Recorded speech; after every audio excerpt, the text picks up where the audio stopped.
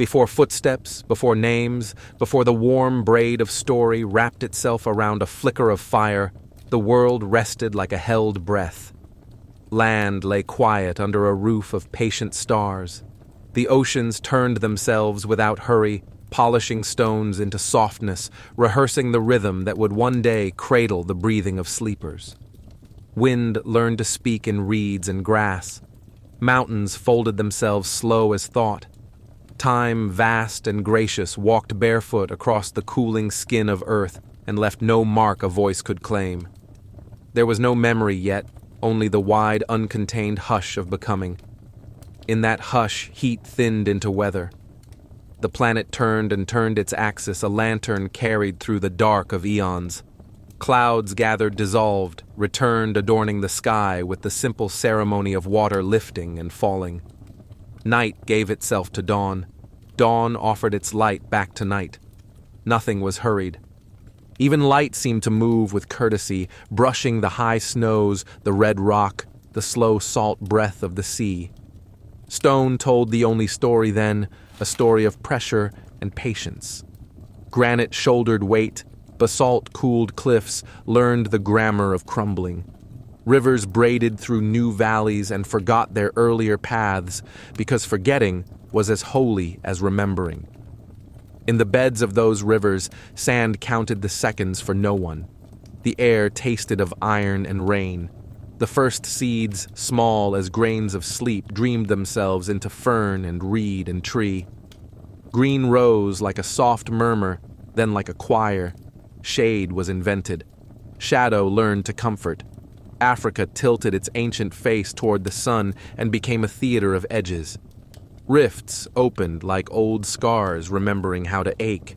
Lakes gathered in long blue beads, shy eyes peering from the continent's palms. Volcanoes exhaled their mineral breath and fell quiet again, their cones thinning into the horizon like prayers waiting to be spoken. In this spaciousness, heat feathered the grasses into gold. Nights cooled enough for dew to thread the blades with silver, a low constellating of water on the ground. No one counted the years. Time was not a ladder then, but a lake, without corners, without urgency, giving every reflection its turn. Beneath that sky, ancestors of ancestors' cells in their tiny busy temples practiced the art of division and ancient generosity. In pools and seas, they swapped tricks and tools, borrowing the useful from the living light around them. Fins learned to become legs.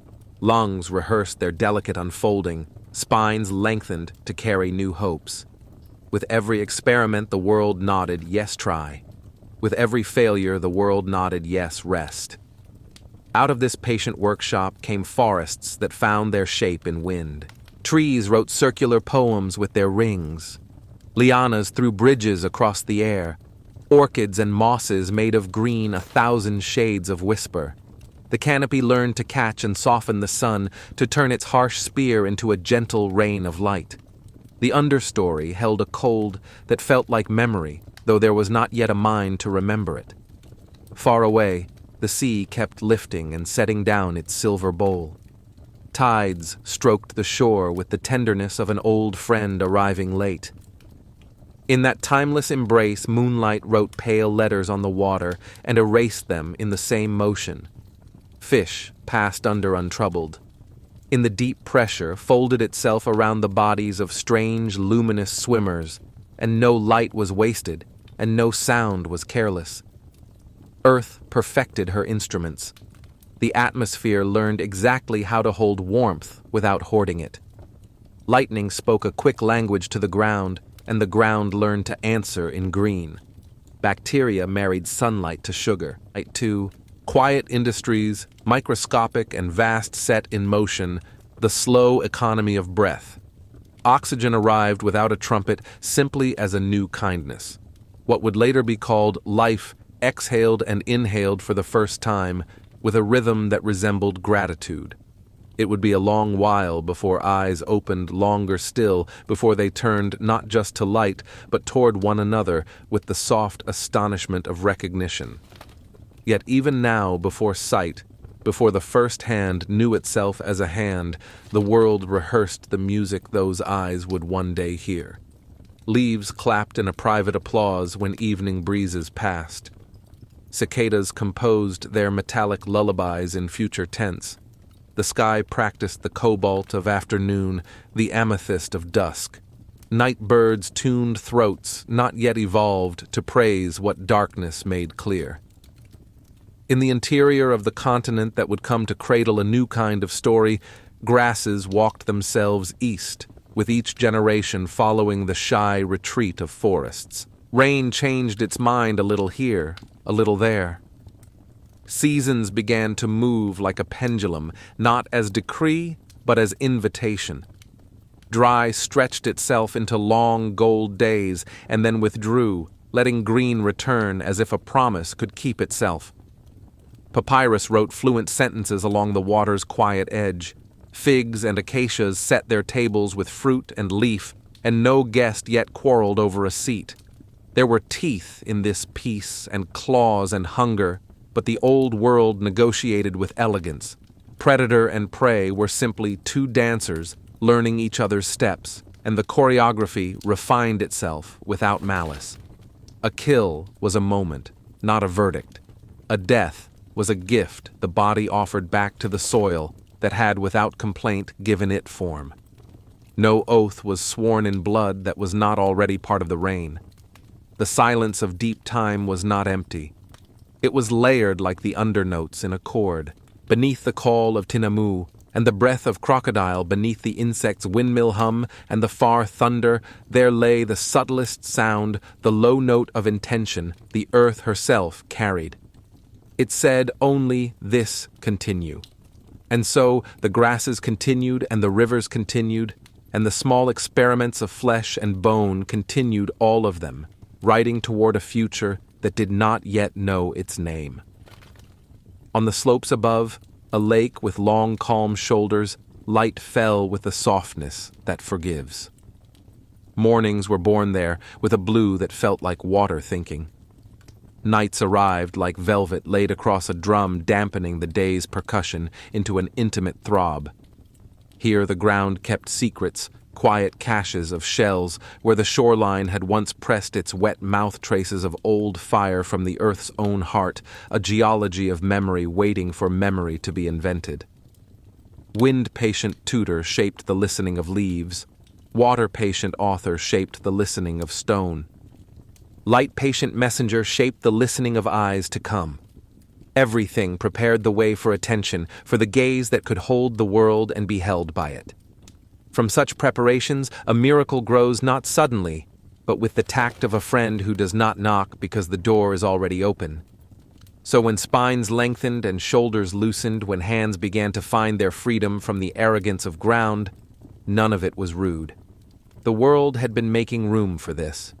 There would be later a leap into a clearing where thought would look upon thought and recognize itself. There would be laughter and grief that smelled of smoke and the slow crafting of tools that answered questions the mouth could not yet ask. But all of that was somewhere ahead, folded into the calm pages of time. Now there was only the preface. Air moved like silk through tree crowns. A heron wrote a white line across the edge of morning and folded its wings like a letter safely delivered. The lake kept the news of sky to itself, reflecting without opinion. Termites raised their cathedrals of dust, and in those warm halls a nation without king or flag perfected the mathematics of cooperation. Stones slept, but not deeply. They listened to the feet that would one day pass and planned in their mineral way to remember. The first questions were not spoken, but the world heard them anyway. Is there shelter? Is there water? Is there warmth? The answers waited in the shape of the land, a hollow in a fig's roots, the dark constant throat of a cave, the slow generosity of a spring that never tired. Where reed met shore, the wind turned its pages and promised that the script when it came would be legible. Where sun met skin of future creatures, vitamin and warmth made a covenant older than language. In the tall grass distances were invented. In the trees, Heights offered counsel about seeing. Shadows rehearsed how to lengthen, to show the hour to those who would later measure it. And in the bones of the earth, molten cores spun and kept the planet's invisible cloak alive, shielding delicate experiments from the storming of space. Magnetism held the compass of birds not yet born. Gravity kept its arm around everything faithful, unboastful, and kind. There were laws written here, but they were not the kind that punish. Conservation, exchange, balance. This was the quiet constitution of the living. Each creature a clause, each season a signature. Where death stepped, life stepped after, and the footprints fit. Where drought came, it came with the promise of its own ending. Where flood lifted the river beyond its bed, it brought new silt, new seed. The world practiced fairness as a form of beauty. One day, though, day had not yet learned to mean what it would, eyes would open and see not only light, but meaning. Hands would open and hold not only fruit and branch, but possibility. In that future, attention would deepen, and with it, a tenderness and a terror to know that another's gaze was also a mirror. The old piece would then be asked a new question. How should power move among those who can imagine it? The grasses did not answer.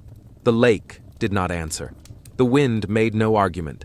They only went on being true to themselves, which is another way of keeping time. Night again. Stars described their cold flowers above the plains. The Milky Way poured its white river from horizon to horizon, and somewhere in its distant suburbs, new suns hammered metal out of light. Meteors stitched swift silver across the dark and unraveled immediately, a performance for no audience and for everyone. The moon bruised itself on the edge of cloud and then rose whole and solitary, pulling at the hidden muscles of water. Frogs stitched the hush together with their simple needles of song. A hyrax dreamed in a cleft of stone, its small heart beating to the metronome that the first tide had set. In the nest of a fig fruit ripened and fell, and the ground received it with the same patience it had given the mountain. Ferment began, and a sweetness loosened into air, and a quiet premonition of laughter drifted on the cool. Flies arrived to the feast with their irreverent ministries. Beetles rolled the economy forward. Nothing was wasted, nothing was hurried. So the preface unfolded, letter by letter, syllable by careful syllable. Dust rose and settled. Seed germinated and slept. Over the distant patient horizon, dawn rehearsed the speech it would give every day for the rest of history, a reassurance that light knows the way back. Under that light, a continent adjusted its garments of forest and plain lake and river stone and ash. The earth, our old mother, held her breath not in fear, but in expectation, as a singer might swallow the last quiet before the first true note. And if there was, at the edge of this silence, a shadow that knew it would one day lengthen across more than ground, if there was the faintest outline of a choice that would teach sorrow a new grammar, the world did not flinch. It understood that even within peace, there are seeds that carry the possibility of storms, and that storms, too, rinse the air and feed the roots. What mattered now was readiness, that the bowl of sky be wide enough, that the cloth of night be soft, that the river remember its way home. The grasses, gold and gentle, leaned together as if to listen. The trees, old as patience, breathed. The lake, blue and unscandalized, watched the sky change color and did not insist on a meaning. Somewhere beyond the trees' green republic, a line of volcanoes dreamed in warm sleep. Somewhere beneath the surface of the old earth, heat turned itself in its bed and smiled. The wind gathered its shawl of scents, water, leaf, stone, and moved on. This was the preface to silence, and it was also the silence itself, a world before memory, still and waiting, vast and certain, infinite as mercy. Out of it, soon enough, would come the first awakening, and then the second, and then the long procession of breath and thought and choosing. But for now, the page glowed unmarked in the light of dawn. And the world, kind and incurious, let it glow. Before the first cry, before the first dream stirred behind a closed eye, the earth dreamed for them. It dreamed in mist and pollen, in the whisper of roots, groping through loam, in the tender chemistry of light, becoming sugar. Every morning the sun rehearsed its gold upon the endless plains, warming the ribs of mountains and the bellies of rivers, as if coaxing something half-forgotten to open its eyes. The world was ripening toward awareness. From the warm lakes and marshes of the Rift Valley, a new rhythm began to murmur, slow, curious alert. The air shimmered above the savanna, thick with the hum of life. Insects stitched their tiny arcs through beams of sunlight. Termites built towers of dust, and birds flitted above them like quick sparks of intention. Each creature moved with a purpose born of instinct, yet somewhere hidden behind the calm of repetition, a question was forming, faint, unspoken, but persistent. It was the first stirring of the mind. A troop of apes' ancestors awoke beneath the wide fig tree that had sheltered their kind for generations. They were neither beasts nor yet human, but something balanced between. Their eyes, set deep in the shadow of bone, caught the morning's reflection as water catches sky. They blinked against the light, against the idea that this day was not merely another, but the first day of noticing. The oldest female, her fur silvered by seasons, sat apart, grooming her young with the quiet dignity of time itself. The rhythm of her fingers was the rhythm of centuries, precise, patient, ancient as wind-smoothing stone. Around her others stirred, the males testing the air for scent, the juveniles wrestling in the dust, the mothers balancing infants against their chests as if holding pieces of the future. There was safety in habit. Habit was the song the world had sung for millions of years: forage, rest, groom, sleep. Yet, something new was arriving through the silence between heartbeats, awareness, fragile as dawn. One young male lifted his head. His name did not exist yet. The world had a place for him, the restless one, the watcher. He stared across the plains toward a line of distant thunderheads. Storms had gathered there, pulsing blue and white, whispering of rain. But it was not rain that caught him. It was the movement beneath the horizon, the slow, deliberate prowl of lions. Instinct made him tense, but instinct was not all that held him.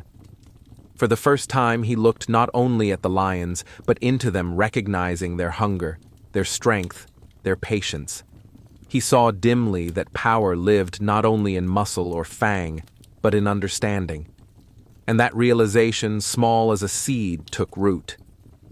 Around him the others fed in the high grass, snapping stems and chewing leaves. The air smelled of dust and life. Cicadas droned. A hornbill clattered its beak against bark, scattering insects. Life was loud, unashamed, endless. But in the young one's gaze, a quiet revolution had begun. When he reached for a fallen branch, something in him measured it. His fingers, curved and deliberate, tested the weight, the length, the promise of its form. It was a simple thing to hold a stick, yet within that gesture lived the shadow of thought. He did not yet know what to do with it, only that it could be more than wood. The day unfolded. Heat rippled like breath across the land. Herds of gazelle drifted along the riverbank, delicate legs mirrored in the slow green water. Hippos surfaced, snorted, vanished again. Crocodiles lay like the ghosts of trees in the shallows, their eyes small and patient.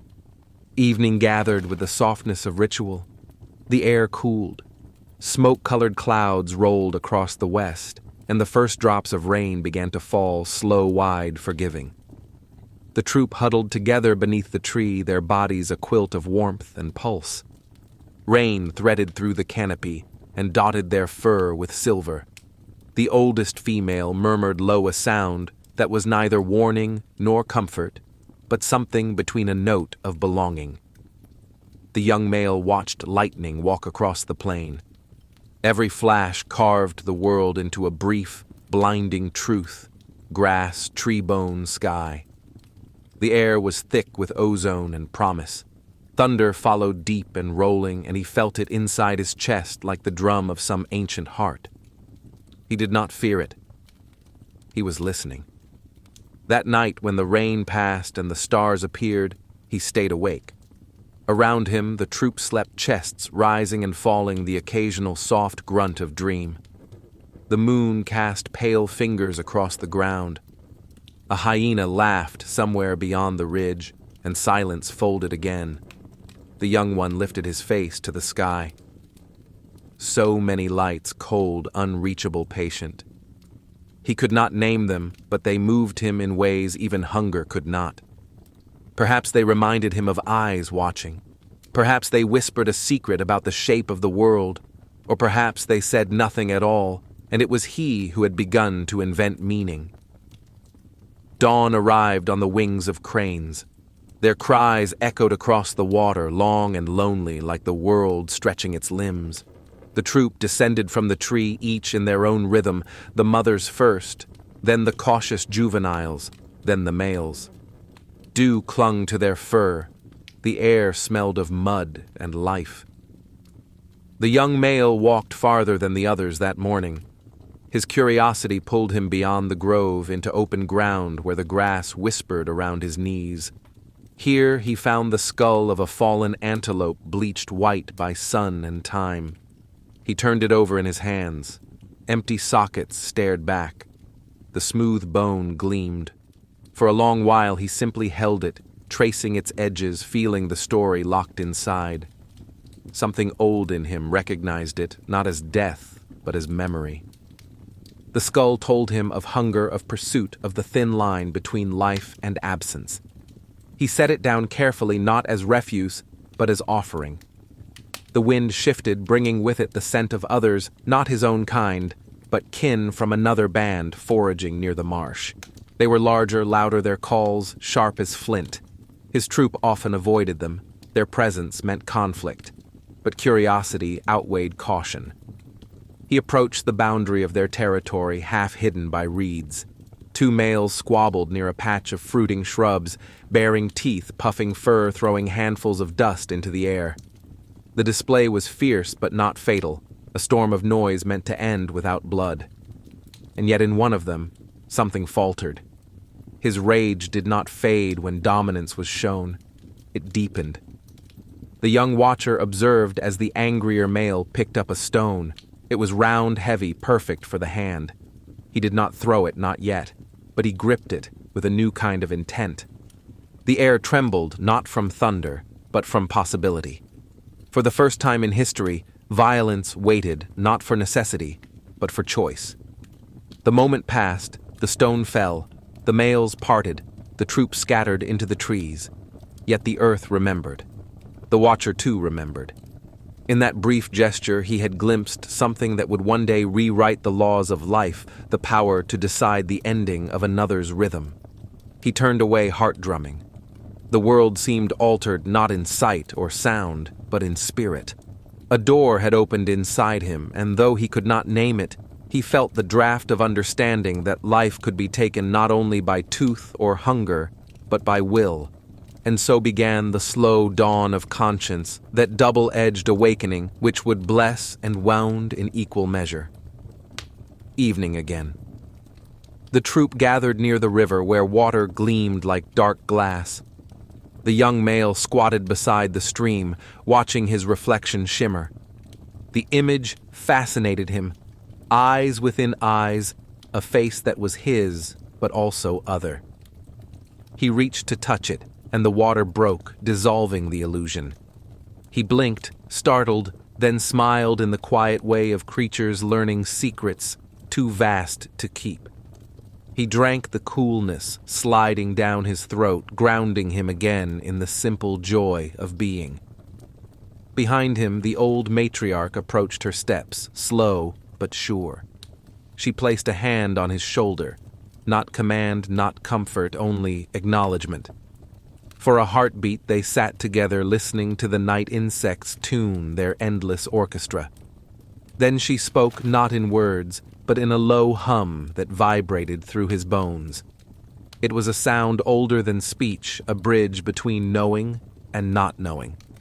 He answered his own voice, rising uncertainly, meeting hers like the reflection meets the sky.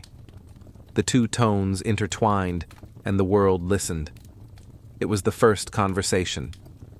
When the moon climbed higher, the troop settled once more into their sleeping tree. The young one watched as stars mapped slow rivers across the dark. He did not understand them, but he felt kinship, distant lights, burning with quiet purpose. Somewhere deep inside, his pulse aligned with theirs. And in the slow tide of that thoughtless understanding, something human began to breathe. It was not yet language, not yet morality, not yet history, only awareness, delicate as the skin of water, fleeting as dew. But it was enough. The rains continued for many seasons. The rivers grew fat and generous. Grass surged, fell, rose again. The apes moved through their routines, grooming, foraging, sleeping, birthing. Yet beneath the simple repetition, their minds gathered weight. Eyes lingered longer on tools, gestures lasted an instant more. Mothers began to carry stones, not for cracking nuts, but for reasons they could not yet explain. Memory began to take shape, not just of places, but of feelings. The young one, now stronger, remembered the face of the rival holding the stone. He remembered the tremor of fear, the pulse of admiration, the thrill of power witnessed. These were new colors on the palette of the mind, and they painted thoughts that would outlive flesh. Sometimes alone by the water he practiced, lifting stones, testing their weight, mimicking the gesture. He did not throw, not yet. The motion itself was enough, the whisper of control, the geometry of intention. It was like learning a song that had not yet been sung. On nights when lightning broke open the sky, he would stand in the rain, arms raised, welcoming the storm. Each flash illuminated him in stark silhouette, hair, matted eyes, wide chest gleaming with water. The thunder rolled across the plain, and he answered with a cry that was both challenge and praise. The earth had found a creature who could love and fear it in the same breath. In time, others followed him. His curiosity spread like scent. Younger ones imitated his gestures, his calls. They learned that attention could shape outcome, that the mind could reach beyond the moment. Cooperation deepened. Rivalries sharpened. Laughter short, rough, joyous began to echo through the trees, a sound born of recognition. You and I are the same. But deep in the marrow of these new awakenings, another seed germinated ambition. A flicker of hierarchy, of wanting not merely to survive, but to be seen, to hold dominance beyond hunger. It was small, almost invisible, as all beginnings are. A shadow beneath sunlight, a ripple beneath still water. But the earth, ever the patient witness, felt it. The grasses leaned as if listening.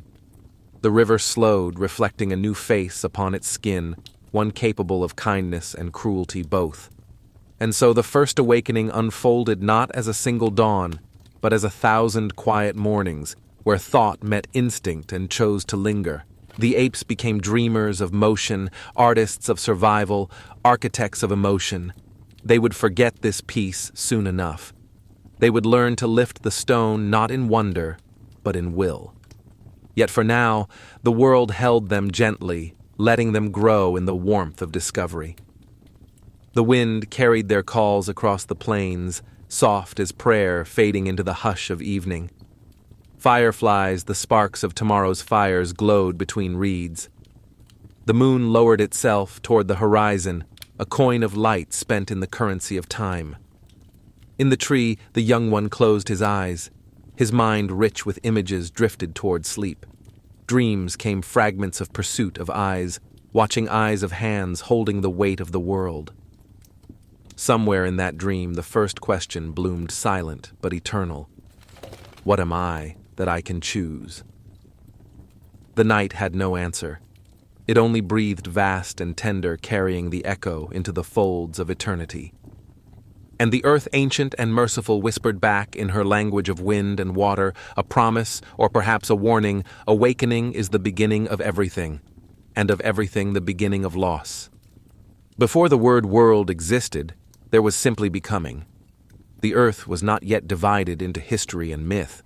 It was one breathing body molten at its heart and dreaming at its skin.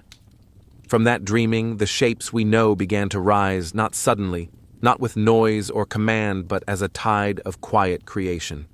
Every fold of land, every pool of still water, every trembling leaf was the slow exhalation of a planet learning how to speak in color and light. The plains that would cradle the first apes were still young, raw with memory. The Rift Valley yawned like a wound made by time's own hands, splitting Africa's body into two vast halves. Lakes shimmered in its hollows blue as new eyes. Mountains leaned toward one another, their heads crowned with mist.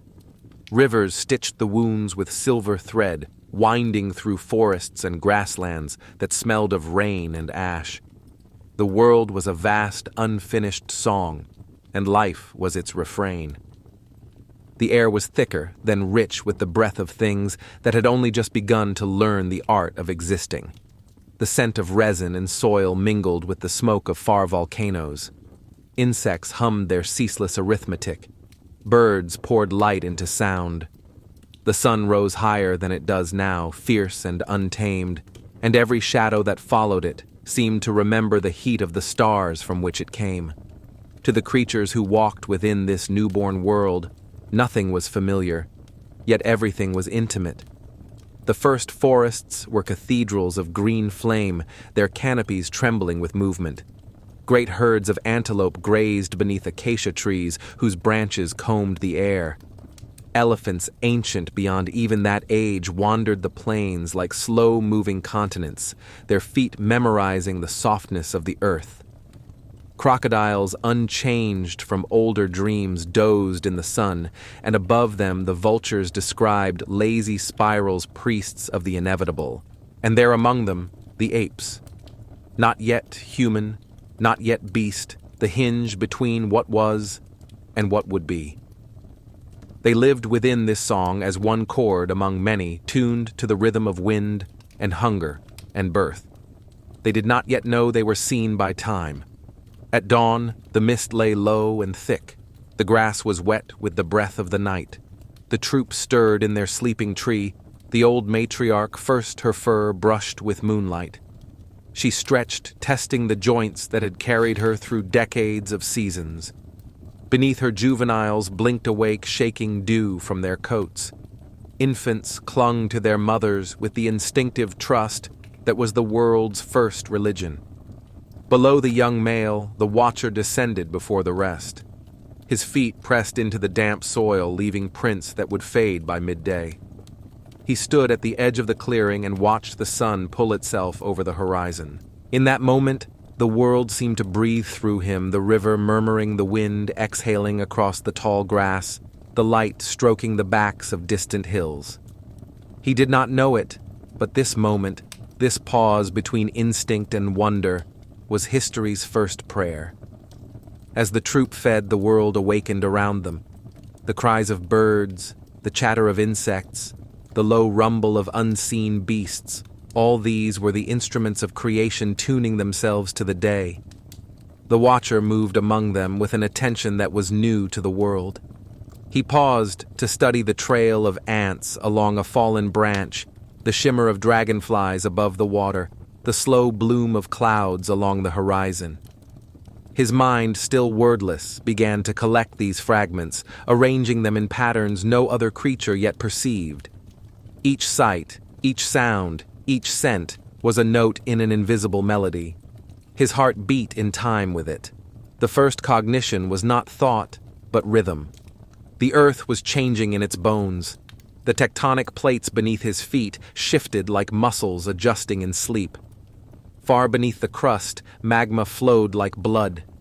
The continents, though ancient, were still restless, slowly drawing apart inch by inch, carving oceans and mountains as easily as a river shapes stone.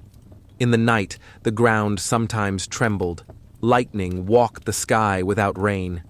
To the apes, these were not events but moods, the breathing of the giant mother beneath them. When the rains came, They came in great silver veils, endless and warm. The sky cracked open, and water poured down, drumming on leaf and back and earth, until everything was one trembling mirror. The troop huddled together under broad leaves, their faces turned, upward eyes blinking in awe. The watcher reached out his hands, letting the rain collect in his palms, tasting it as though it were a secret meant only for him. When the rain ended, the world glistened. Puddles became temporary skies, holding the reflection of clouds and branches and faces. Steam rose from the soil like incense. Frogs began to sing a low, throaty chant that filled the air with memory. The watcher knelt and touched the mud, feeling it cling to his fingers. He drew lines in it, without knowing why, tracing circles and shapes that would mean nothing for thousands of years. Yet in those gestures, art was born. The first symbols, the first marks made by will not to survive but to express. That night, fire visited the world again. A storm passed far to the north, and a tree caught lightning. The flames spread quickly, devouring dry grass, crackling through the air with the fierce language of destruction. The troop fled to higher ground, their calls sharp with alarm. But the watcher lingered longer than the others. From the safety of a rock ledge, he watched the fire move red, alive like hunger, but without body. The flames danced across the plain, transforming everything they touched. Yet when the wind shifted and the rain returned, the fire died as suddenly as it had been born, leaving behind blackened earth and smoke that curled like spirits rising. When dawn came, the ashes were already greening tiny shoots, pushing through the ruin fearless. He did not understand it, but he remembered it. Fire had spoken to him, and though he did not yet have the words, he carried its echo in his chest, the knowledge that power and renewal are one. Seasons turned each with its own flavor. The dry season painted the grass gold and thinned the rivers into mirrors. Dust hung in the air like memory. Food grew scarce. The troop wandered farther, guided by instinct and patience. They crossed wide plains and entered valleys where fig trees bled sweetness from their trunks. Nights were long and full of stars, and in their light the young ones played, chasing fireflies that seemed like fragments of heaven. Sometimes they encountered other bands. Some were kin, some rivals. They exchanged looks that hovered between curiosity and caution, early mirrors of what would one day become diplomacy and war. When tension flared, they barked and lunged, scattering dust into the light. Yet after they often drifted apart with no blood, spilled the air, cooling again into peace. The world still young had not yet learned cruelty. The watcher grew stronger. His shoulders broadened, his gait lengthened. He learned the maps of his land, where the water hid in the dry season, where the best figs ripened first, where the lions slept when the sun was highest. He learned, too, that silence had meanings, the hush of the forest before rain, the stillness before a leopard's leap, the quiet after death. He began to sense that every pause in the world was filled with a kind of thought. And perhaps that was when the world itself began to awaken, not as a collection of rocks and rivers, but as a consciousness. Everything alive became aware of everything else. Trees bent toward light, but also toward one another. Rivers adjusted their course as if in conversation. Herds moved not just from hunger, but from some collective remembering. The air, thick with pollen and breath, shimmered with an invisible empathy. It was as though life itself had decided to listen.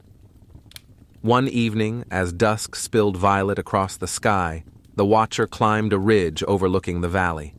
Below him, the lake stretched out silver and immense. The surface rippled with the wind's fingers. Birds skimmed its skin in graceful arcs. He stood there motionless, feeling the vastness press against him, not to crush, but to include. In that stillness, he became part of everything. The boundary between his heartbeat and the pulse of the earth dissolved. He could feel the rhythm of the water, the trembling of distant trees, the hidden turning of stars above the clouds.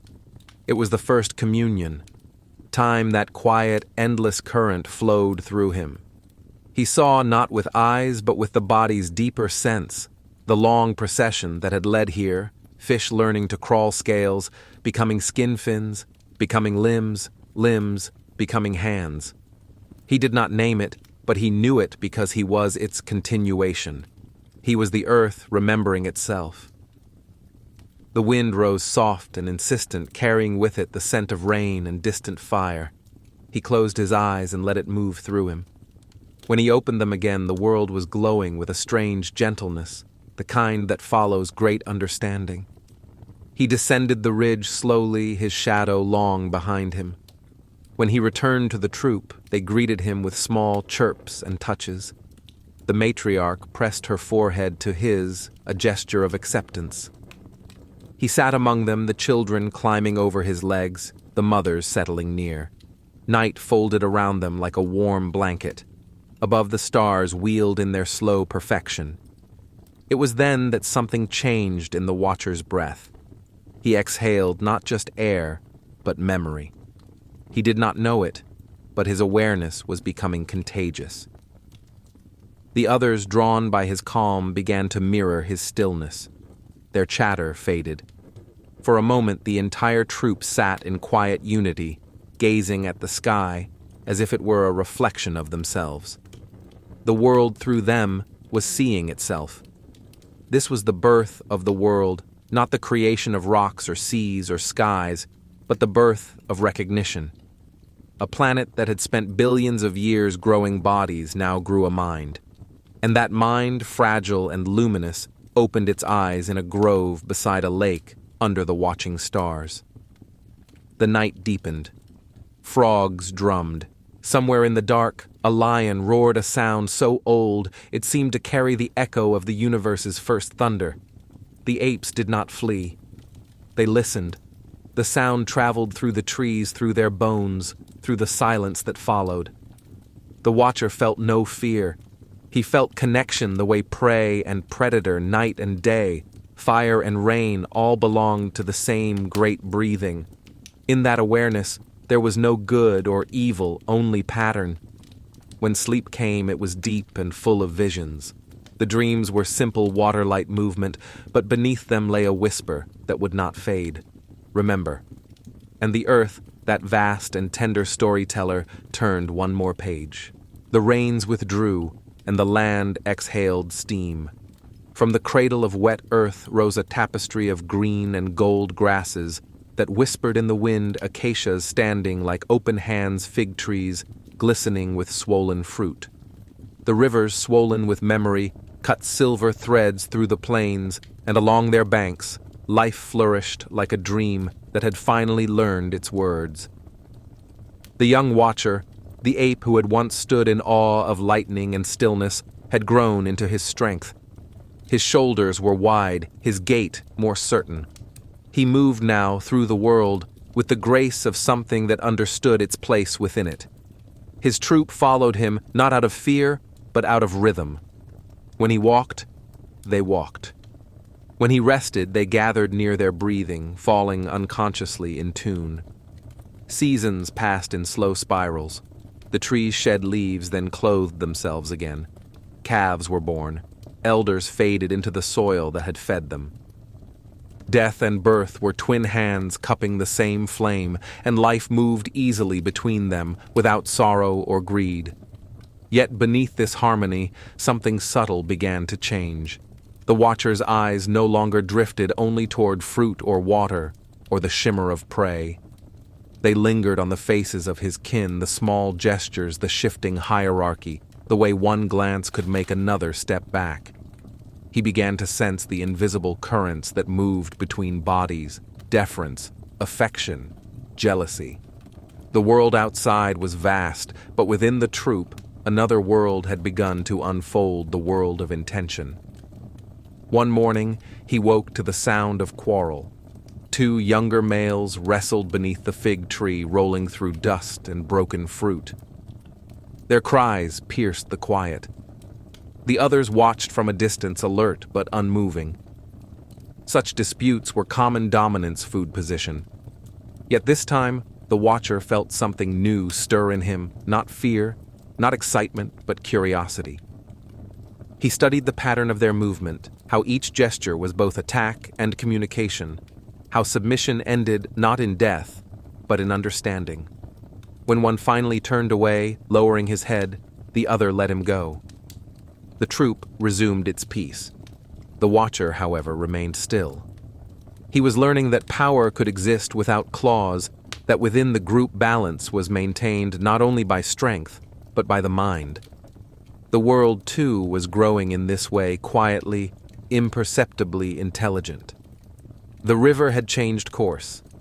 Each season it crept a little farther east, carving new channels, leaving old ones to dry and harden.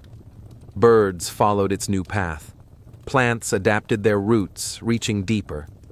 Fish moved with the current, learning new shapes of survival. It was evolution written not in textbooks, but in silence. Everywhere life experimented.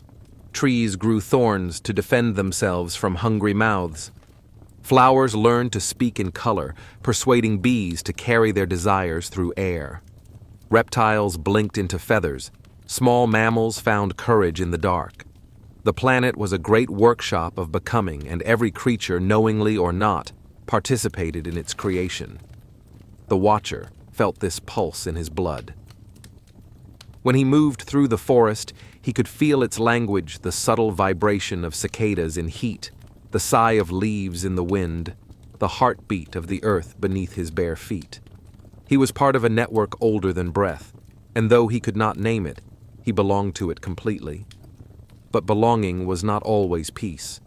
The dry season came with a hunger sharper than teeth. The air shimmered with heat. The rivers shrank into slow, shallow veins. Fruit withered. The troop wandered farther than they had ever dared, moving across open ground where the scent of lions lingered. Nights were long restless. The moonlight cast bones in silver, and every sound seemed a warning. One evening, as the sun burned low and red, they reached a new place, a wide plain broken by black stone and short grass. Beyond it, smoke rose faintly from the horizon. The watcher stopped, lifting his face to the wind. It smelled of fire, but not the wild fire of lightning. This was older, cooler, like the echo of something controlled. They approached cautiously. At the base of a rocky hill, they found what remained, the ashes of a burned tree, still warm, still whispering smoke. Around it lay the charred bones of small animals cracked open. The watcher touched the ground, feeling the residue of heat. His fingers came away black. He did not know it, but he had discovered evidence of what would one day define his descendants, the use of flame. The world was teaching, as it always had. Days later, the rains returned. The air cooled, the land revived. Frogs sang again, filling the night with percussion. The troop settled near the reborn river. Infants clung to their mothers, wide-eyed and gleaming. The watcher sat apart, his eyes tracing the ripples of light upon the water. His reflection shimmered there, and once again, he reached for it not to touch, but to understand. He had begun to recognize continuity, that he was not separate from what he saw. The water that cooled him was the same that fed the trees, the same that fell as rain, the same that filled his veins. In the rhythm of its movement, he heard the truth that would one day become philosophy. Nothing ends, it only changes. In the cool hours before dawn, he sometimes woke to a quiet that was not emptiness, but fullness, the still hum of the living world at rest. The stars blinked like watchful eyes, and he would sit with his back against the tree, breathing slowly, feeling the pulse of the troop around him. He did not know the word peace, but he knew its shape. And yet in this calm, a shadow began to form the awareness of self. It came softly, like mist rising from the river. One morning he watched a rival male drink and felt for the first time not only observation, but comparison. He is stronger than I. The thought passed like a cloud, but it left behind a faint trace of unease. This was how ego began, not as pride, but as recognition.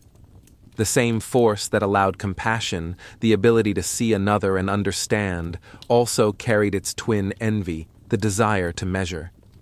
The watcher did not yet act upon it, but the seed had been planted, and the earth in her wisdom did not judge.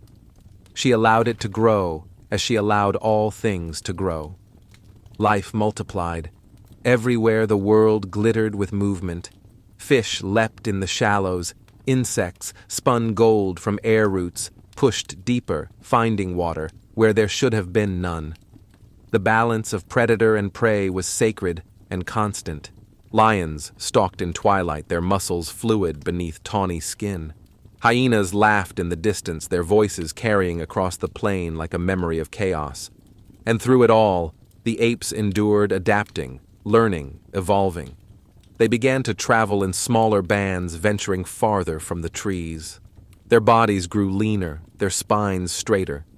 Each generation held within it the blueprint of the next tiny, invisible adjustments, written in the language of survival. Sometimes, when storms rolled in from the west, the watcher would climb to the high rocks and watch the lightning split the horizon.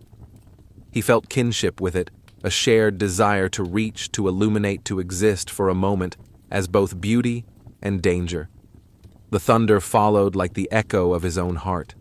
Once in the soft blue before dawn, he found a fallen bird, small, fragile, its feathers damp from rain. He touched it gently, turning it over in his palm. Its eyes were closed, its body still warm. Death, for the first time, seemed to him not just absence, but question. He carried it to the river and placed it upon the water. The current took it slow and kind. He watched until it disappeared. Something inside him softened. For the first time, grief entered the world, not as sorrow alone, but as love's shadow. That night, as the troop slept, he sat awake under the stars, his chest heavy with feeling he could not name. The sky was vast, the air cool. Somewhere in the distance, a leopard coughed, and he did not flinch. The ache inside him was deeper than fear. It was awareness that life so abundant and radiant was also fragile, that everything he loved would one day become earth again. In that moment, a new kind of reverence was born, not worship of gods, but of existence itself. The watcher closed his eyes and listened. The night hummed with life, insects, droning leaves, rustling the quiet breathing of his kin. Each sound was a heartbeat, each heartbeat part of a single great rhythm. And in that rhythm, he felt not loneliness, but belonging. The boundary between himself and the world dissolved once more. Morning came in silence. Mist wrapped the trees, and sunlight poured through like the voice of something gentle. The watcher rose and climbed the nearest branch high enough to see the horizon unfold. The plains shimmered gold endless. Herds moved like slow rivers.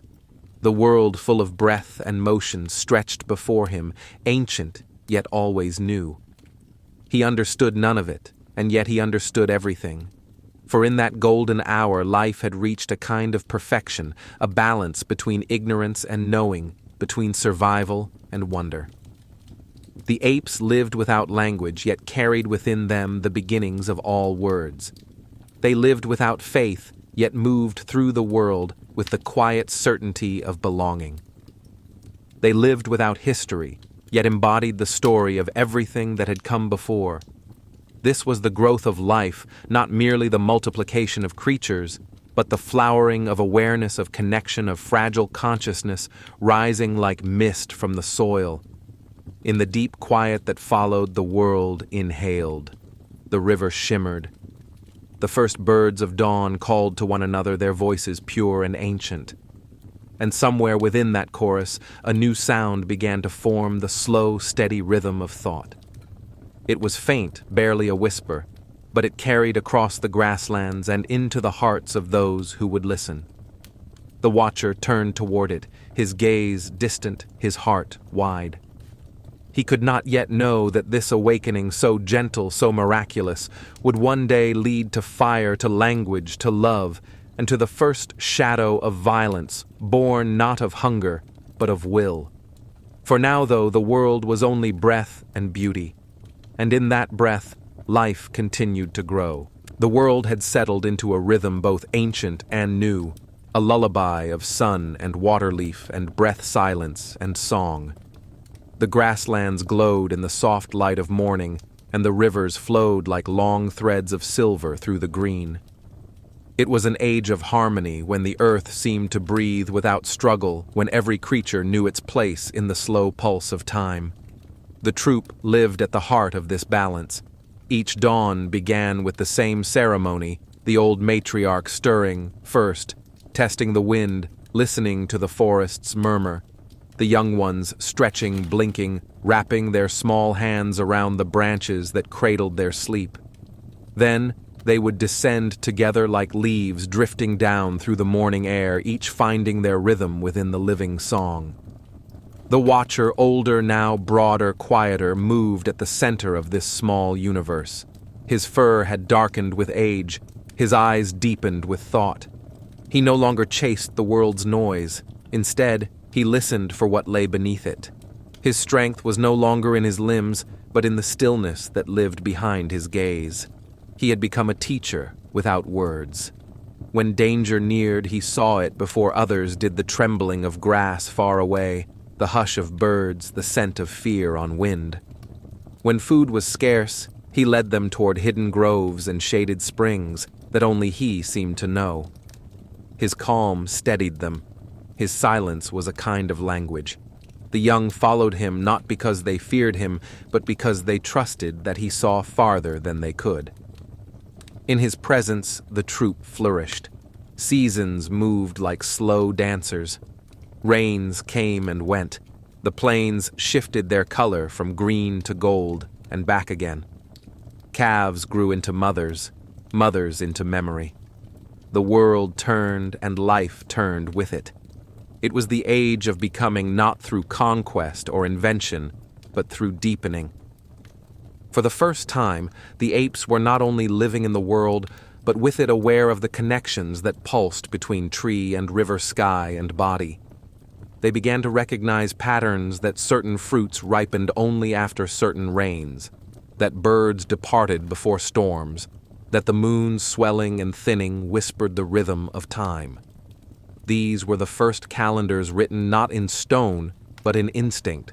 In this long golden peace, something exquisite began to take shape, memory that lasted beyond a single season. The watcher's kin began to remember the places where food returned, the routes that led to safety, the faces of those who had once shared warmth and breath. Mothers taught their young by gesture and repetition, passing down small knowings, how to crack nuts, how to climb silently, how to read the shadows for snakes. Each gesture carried within it a seed of wisdom, and those seeds, scattered through generations, would one day become the forests of knowledge. But for now they lived in the quiet miracle of each day. At dusk, when the air softened and the sky burned orange, the watcher often sat beside the river, his reflection flickering in the water. Fish swam through his image, dissolving it and returning it again. The sound of insects swelled and ebbed a living tide. He could feel the heartbeat of the earth beneath him, slow and constant. It was as if the whole world was breathing him, and he was breathing it in return. Sometimes the youngest of the troop would gather near him, curious but wordless. He would lift a hand, a simple movement, and point toward the sky. The stars began to appear one by one, shy lights trembling at the edge of darkness. The little ones followed his gesture, their faces tilted upward, eyes wide. They did not know what the lights were, but they felt the same quiet awe that would in another age make humans build temples and telescopes. They sat together, the oldest and the youngest, bound by the same wonder. Above them, the constellations took their places, tracing invisible paths across the heavens. The stars were silent, but in their silence lay a kind of promise that life, however small, belonged to something immeasurably vast. The watcher did not think this, but he felt it. His mind, still closer to nature than to language, understood through feeling what reason would one day name. And in that wordless understanding, he was content. Days grew long, then short again. The grasses changed their hue. The world ripened, then rested, then ripened once more. And yet beneath this gentle repetition, the earth was preparing for change. It always was. Far beyond the horizon, mountains shifted in their sleep, rivers sought new beds, and winds carried seeds to lands they had never known. The sky itself changed its hue, bluer, thinner, cooler. The air whispered of a slow transformation so subtle it could not yet be seen, but it was there weaving itself into the skin of the world. Within the troop, too, there were changes. New faces, new hungers. The watcher, though still strong, began to move more slowly. His steps were measured, his gaze distant. The young males, full of fire and unspent energy, began to test the boundaries of his quiet authority. One of them, broad-shouldered and brash, had begun to challenge him, small gestures at first, a snatched fruit, a pushed shoulder, a stare, held a heartbeat too long. The watcher met each with patience.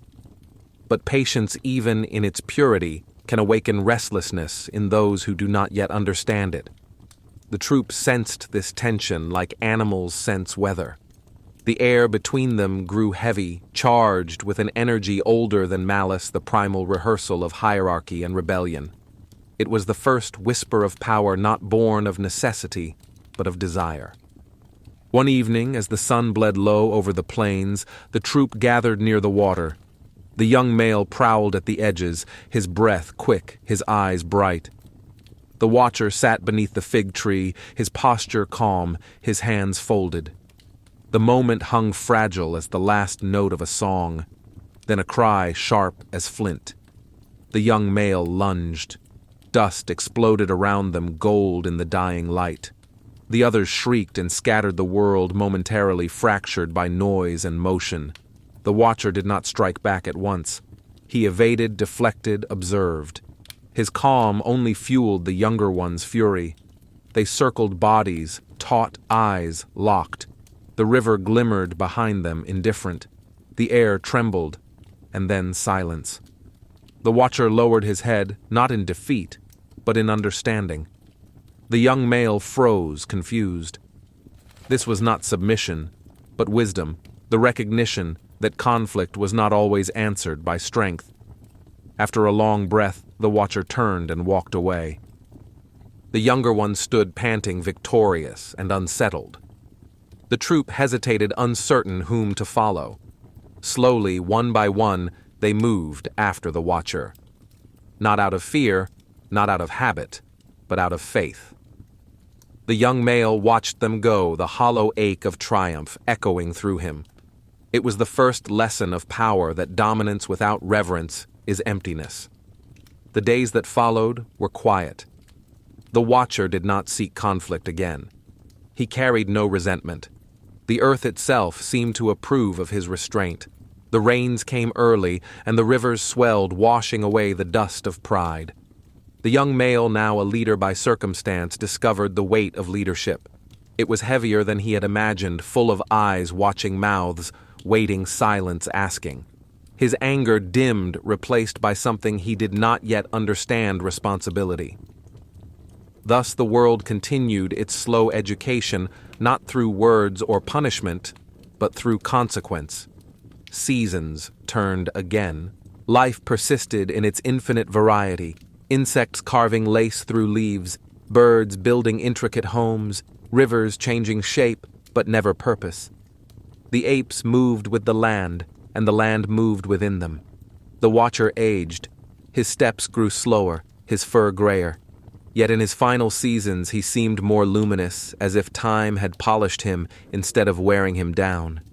He would sit for hours by the water, staring into distances that no one else could see. When the young came near, he would touch their faces lightly, eyes warm with recognition. And then one night, beneath a sky of countless stars, he lay down and did not rise again. The troop gathered around him. They touched him, sniffed him, made small, confused sounds. They did not know death as finality, but they felt its difference, the absence of breath, the stillness where movement should have been.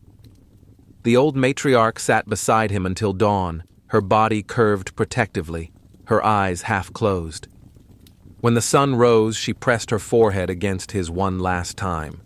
Then she led the troop away, leaving his body beneath the tree. The wind moved through the branches, scattering figs into the grass. The river carried his scent downstream. The earth received him unceremonious, eternal, and in the minds of those who had loved him in the faint memory of his stillness, his patience, his gaze, something lingered. The first inheritance. It was not bone or blood, not tool or fire, but awareness, the quiet understanding that life continues. That memory itself is a form of living. From that day forward, when storms gathered or rivers shone, the troop felt a calm that seemed to come from nowhere. They carried it in their bodies, in the way they moved together, in the way they sat at dusk and watched the stars. The watcher was gone, but his rhythm remained. This was the heart of becoming, when memory began to outlive the flesh, when the soul of the world found its echo in the minds of those who walked upon it. The earth, vast and merciful, continued to turn. The wind whispered through the trees, and the plains shimmered with gold. The same sun that had once warmed his back now warmed the faces of his children and their children, and the unending lineage that would follow. The age of becoming was not an era of conquest, but of continuity. The apes had learned without knowing that to live well was to live gently, to breathe in rhythm with the world that made them. For a long golden while that balance endured, and in the deep silence between heartbeats, the earth smiled, knowing that even in this fragile piece, the next chapter was already waiting, folded within the fabric of time, the moment when innocence would meet intention and choice would change the world forever. The world was warm and bright, but somewhere beneath the gentle hum of life, a shadow began to stir. It did not come as storm or fire or sudden ruin. It came as thought small and invisible, flowering quietly in the spaces between instinct and awareness. It was the faint tremor of something the earth had never known before, choice, heavy with consequence. The troop had grown. The valley that once held a handful of souls now echoed with the chatter of many. Generations had passed since the Watcher, the quiet ancestor whose patience had been their compass, returned to the soil. The river that had once cradled his reflection still flowed, but its banks had shifted its course, bent by the slow persuasion of time. And along those banks, new minds were forming, sharper, more restless. The young no longer followed by instinct alone. They observed, imitated, invented. They cracked harder nuts with flatter stones, stripped bark to fashion crude digging sticks, learned the patterns of ants and the paths of gazelles. Their gestures grew more complex, their sounds more deliberate. The world had begun to think through them. But where thought grows, so too does hunger. Not only the hunger of the body, that old familiar need for fruit and water and shelter, but a new hunger that had no clear name. It was the hunger for more territory, more safety, more control. The first whispers of possession began to drift through the troop like distant thunder, and thunder in time always finds a storm. They lived now near the edge of two rivers, a rich green corridor where trees bore fruit almost year-round. The canopy was thick, the ground cool, the air alive with insects. Food was plentiful, water, close danger distant. It was a paradise, and like all paradises, it could not last. For across the southern ridge lived another troop, cousins, not enemies, but competitors. They drank from the same streams, slept in the same groves, followed the same migration of figs. For seasons, they had lived in uneasy harmony, their territories divided by the invisible borders of scent and habit. But as the climate shifted and the rains came late, the fruiting trees faltered. Hunger crept in like a slow fever. At first, the encounters were brief, a flash of movement at the edge of the forest, a warning cry, a quick retreat. But hunger changes the geometry of peace. The lines that once separated mine from yours began to blur. One afternoon, beneath a heavy gray sky, a group from the Watcher's descendants found themselves wandering deeper than usual, following the sweet scent of ripened figs. They found a tree heavy with fruit, its branches thick, its shade cool. They climbed, chattering softly, plucking greedily. For a time, there was only the bliss of abundance. Then came the answering cry, sharp, furious, foreign. The rival troop emerged from the undergrowth, their eyes fierce, their limbs taut with anger. The air thickened with sound shrieks, chest beating the thunder of bodies leaping between branches. The tree trembled with life and rage. The two groups faced each other across its limbs, mirrored in fury. For a long moment, neither moved. Then one of the young males, bold, impulsive, perhaps foolish, reached for another fig. That gesture broke the world. In an instant, the forest erupted. Bodies collided, teeth flashed, branches splintered, the air filled with the primal chorus of panic and aggression. But beneath it all, something different stirred, not the defensive violence of survival, but the offensive fire of will. One of the Watcher's descendants, a strong male with a scar along his cheek, grasped a fallen branch, heavy and knotted. He swung it through the air, a gesture born of fear and invention. It struck another's shoulder, and the sound it made was unlike any the forest had heard before, the dull, final thud of intent meeting flesh. The rival fell shrieking, clutching his arm. The others froze, the noise fading into an awful silence. The one who struck stood still, breathing hard. The branch slipped from his hand and thudded into the mud. Around him, eyes stared, some wide with fear, others bright with astonishment. The forest held its breath, and in that stillness, the earth shivered. It was done, the first deliberate blow, not for food, not for defense, but for dominance. The first blood not spilled by claw or tooth, but by choice. The scarred one did not understand what he had done. He only knew that the others now watched him differently, with a mixture of awe and hesitation. The rival troop fled into the shadows, their cries fading into the distance. The victors remained trembling, uncertain whether to celebrate or mourn. The storm that had been gathering for generations had finally broken. For days after the valley was quiet, the air felt heavy as if mourning. The apes moved through it in uneasy silence, avoiding one another's gaze. Even the birds seemed to sing more softly. The scarred one sat alone by the river, staring at his reflection. He touched his hand to the water, washing away the faint stain of blood. The image rippled, fragmented. When it reformed, it looked back at him differently, as if the world had drawn a line between what had been and what could never be again. He did not know guilt, not yet, but something heavy lived behind his eyes, a new kind of awareness, sharp and unfamiliar. That night, thunder rolled across the plains. Rain came hard and fast, drumming against the leaves.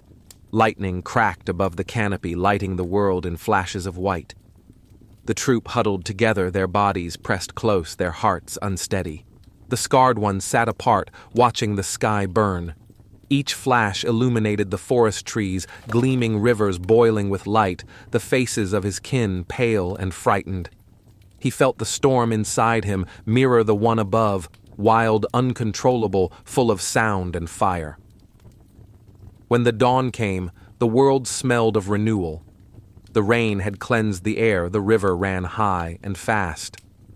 But the peace that followed was different now, fragile, uncertain, like the moment after a wound stops bleeding, but before it heals. The rival troop did not return to the fig tree. They had moved farther south toward the lowlands, where the river split into marsh. For a while there was plenty again, and life resumed its gentle rhythm.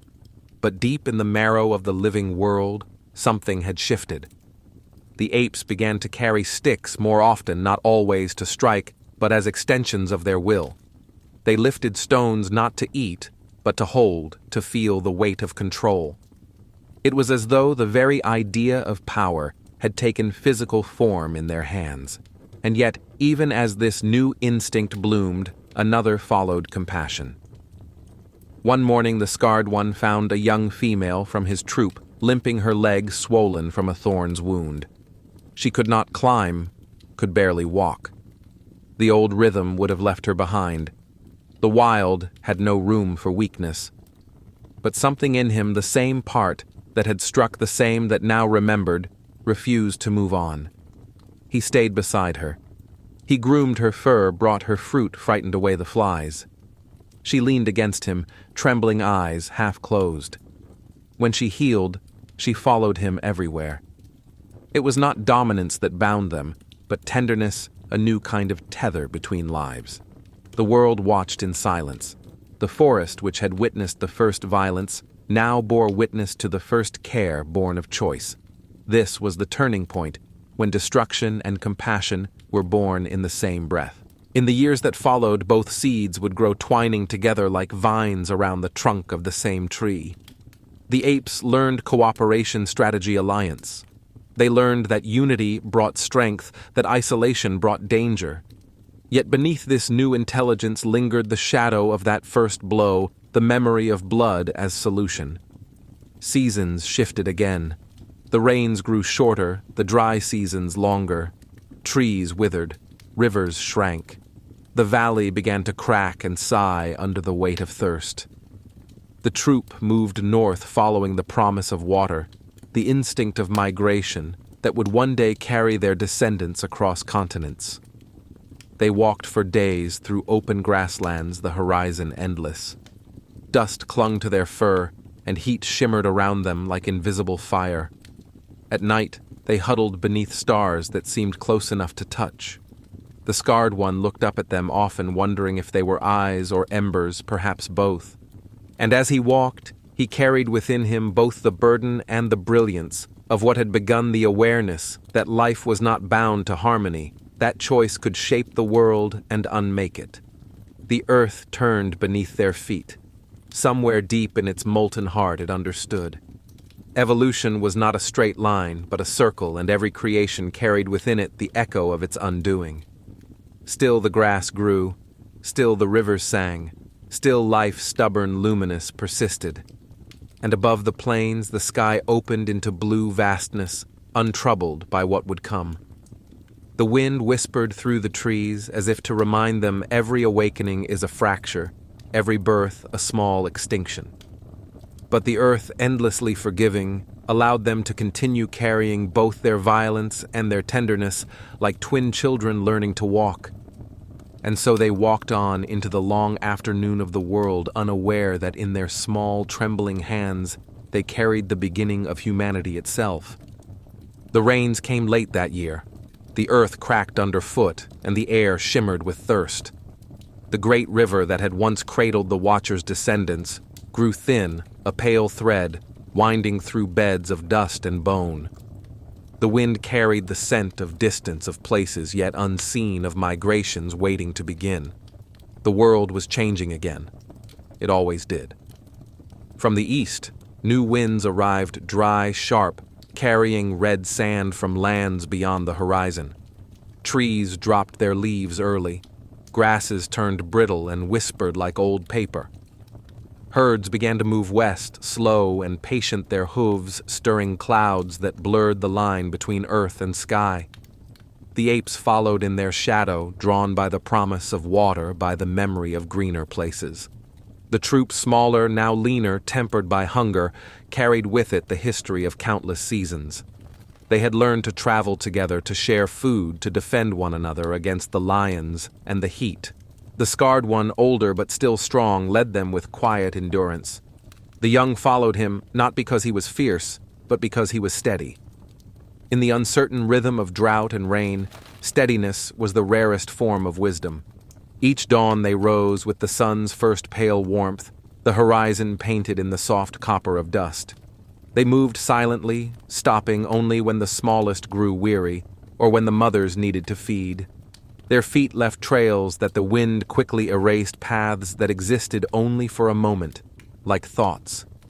The landscape itself seemed to watch them, dry riverbeds, like open-eyes boulders crouched in long, shadow-distant trees, standing like sentinels.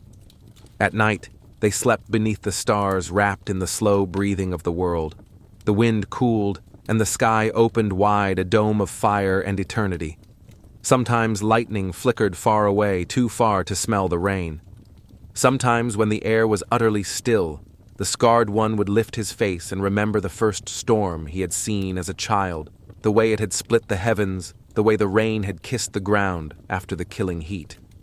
He longed for that sound again, the sound of renewal. But the world was in descent. The herds that once grazed the plains were thinning. Lakes dried into salt mirrors. Crocodiles lay stranded in cracked mud, their eyes dull with age. The air tasted of minerals and endings. Yet even as it fell into silence, the earth was preparing something new, reshaping life with the patience only time could afford. The troop reached the highlands at last, cooler, greener, wrapped in mist. Here the trees returned their branches woven with vines and the chatter of birds. The ground was damp and smelled of moss. For a while the troop rested. They built their nests high, feasting on figs and flowers, drinking from streams that sang over stone. And for a brief span, a season, perhaps two, it seemed the world was forgiving them. In that calm, new bonds deepened. The scarred ones spent long hours with the young, showing them how to find water in the bark of trees, how to listen for the hidden music of predators, how to tell a healing leaf from a poison one.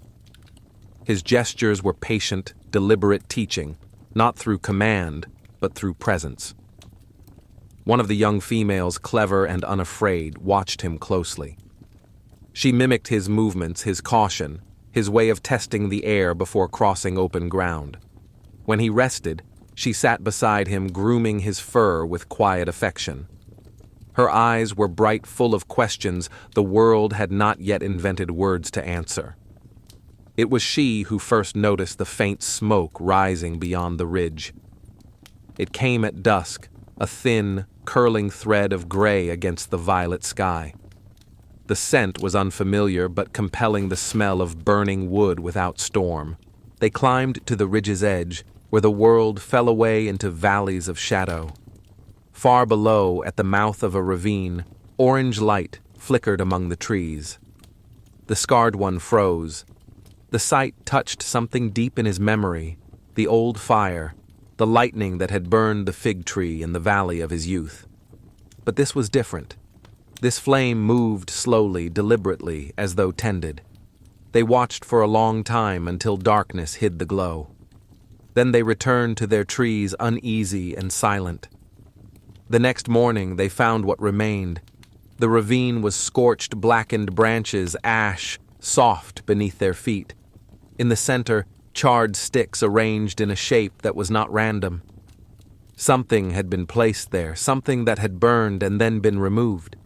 Around it the faint prints of others larger, narrower, not quite ape, not yet human. The scarred one touched the ground and felt its warmth lingering, faint but alive. There were others then, others who had found what lightning once showed him. Others who had begun to claim fire as their own. The realization did not frighten him. It humbled him. The world was moving forward as it always did. What had begun in violence would now be transformed in light. Fire would destroy, but it would also cook, comfort, protect. It was the first promise of civilization still wrapped in smoke and fear. But before light, there must always be shadow. The rains failed again. The mist thinned. The rivers retreated. The highlands that had seemed eternal began to dry their leaves, curling into silence. Hunger returned slow and unforgiving. The troop split. Some followed the river north. Others stayed. The scarred one led his small group west, toward the edge of the mountains where distant thunder rolled. The journey was long marked by loss, an infant taken by a leopard, an elder who simply stopped walking and never rose again. Yet each dawn they continued, driven by a faith older than language, that somewhere water still sang. When they reached it, a shallow lake fed by hidden springs, they fell to their knees and drank until the world blurred. The air smelled of algae and renewal. Birds wheeled above the water, crying out in bright, joyous noise. For a few days, they were home again. It was here beside this lake that the scarred one's journey ended. He did not fall in battle or storm, but in quiet lying beneath a tree as dusk gathered. The young female who had followed him since childhood stayed beside him, pressing her small hand to his chest until it no longer rose. When dawn came, she led the others away, leaving him to the earth. His bones would one day become stone, his story dust. But within the quiet of that lake, life was already weaving its renewal insects, feeding on decay fish, stirring the mud birds carrying seeds from the trees above. Death was not an ending but a rearrangement. And from that rearrangement, new beginnings grew. Seasons passed, the droughts eased, the rains returned in slow forgiveness, washing the dust from leaves filling the cracks in the soil. The lakes deepened, the rivers reconnected. Where the scarred one's bones lay, saplings pushed through the softened ground green and eager. The troop that had followed him multiplied. Their young grew stronger, their minds quicker. They learned from the land how to use branches to dig, how to store fruit in shaded hollows, how to gesture in ways that carried meaning. They laughed more often now, their sounds rich and varied. Among them, the clever female who had loved the scarred one became matriarch. Her eyes carried the same calm he once held, and her leadership was as gentle as the return of rain. She had learned from his silence that strength was not the absence of fear, but the willingness to move through it. And so, the troop endured. Around them, the world healed itself. Forests grew back where fire had once passed. Rivers carved new paths through the soft soil. Herds returned to the plains, their hooves drumming the earth in ancient rhythm. The sky, once harsh and white, deepened into blue again. The earth had descended into drought and death, but she had also renewed herself. In this renewal lay the first quiet prophecy of humanity, that every fall carries the seed of its own rising, and that survival is not conquest, but adaptation. The young learned to read the world as language, the tilt of birds in flight, the color of clouds before rain, the whisper of grasses in wind. They built shelters from woven leaves, sat together in long circles beneath trees, shared food, not out of command, but out of recognition. Something invisible bound them, not blood, not fear, but awareness. They were beginning to understand that they were not alone in their thoughts, that others felt as they did. When one was hurt, another reached to comfort. When one found fruit, others were invited to share. Empathy, the first true miracle. And through it, the world grew luminous again. Evenings were soft. The air smelled of damp soil and flowering vines. The matriarch sat high in the branches, watching the young play beneath her, their laughter rising like birds into the twilight. The sound filled her with something deeper than pride, deeper than joy. It was peace, pure and fragile. Far below the lake reflected the fading sky. Fireflies drifted over the water like wandering stars. Somewhere in the distance, thunder rumbled, not in warning, but in reminder. The world still moved, still turned, still carried within it both destruction and renewal. And above it all, the stars returned ancient and patient witnesses to everything. They had seen the first violence, the first compassion, the first fire. They would see what came after the shaping of tools, the rise of speech, the long luminous arc toward humanity. But for now, the earth rested. The drought had ended. The rivers had returned. The apes, weary and wise, had found their way through descent into a quieter kind of strength. The night wrapped itself around them like a mother's arm. The matriarch closed her eyes, her breath steady her dreams, simple of rain, of fruit, of sunlight through leaves, and the earth, listening, whispered back, "You have fallen and you have risen. You will fall again and you will rise again. That is the way of all living things." The wind moved through the trees, soft and forgiving. The stars trembled in their places. The lake, shimmered like a mirror of time. Life renewed, continued. Dawn came softly, the light spilling across the valley like a long exhale. Mist rose from the river, silver and cool, draping the trees in a hush so tender it seemed the world itself was whispering back to sleep. But beneath that quiet veil, something invisible stirred a pulse, a trembling awareness, the first reflections of what would one day be called mind. The troop had endured many seasons. They had lived through drought and flood hunger and abundance loss and renewal. Each generation carried the whispers of those before, instincts refined by time, habits shaped by memory. But now something deeper was unfolding within them, not just memory of what had happened, but a faint awareness of who it had happened to. It began as all great changes do, with something small. A young female, the daughter of the matriarch and granddaughter of the scarred one, sat by the river one morning, watching her reflection in the slow-moving water. The surface shimmered, breaking her face into ripples of light and shadow. She leaned closer, touching her nose to the reflection, then drew back, startled. The image vanished, replaced by rings spreading outward. She waited. Slowly, the reflection returned her eyes, her mouth her dark fur, the gleam of sky above her. She tilted her head, and the reflection tilted too. For a long moment she stared not in vanity but in recognition. Something flickered inside her, a brief electric knowing. That is me. It was not full consciousness, not yet, but it was its seed. The others called from the trees and she turned away, but the river had changed her. That evening she returned to it, and the next day, and the next. Soon others followed, curious. They played in the water, splashing, grooming, watching the way light danced across their bodies. The river became more than water, it became a mirror, and in its mirror, the first glimpses of self-awareness began to shimmer. The matriarch, old and wise, observed this with quiet wonder. She felt the world shifting beneath her paws, not violently, not suddenly, but like the turning of a tide. The young were different now. Their play was more elaborate, their gestures more expressive. When they groomed each other, it was not only to clean, but to comfort. When they shared food, their eyes met with something that looked very much like gratitude. The world had begun to look back. In the evenings, they gathered beneath the great fig tree. The air cooled.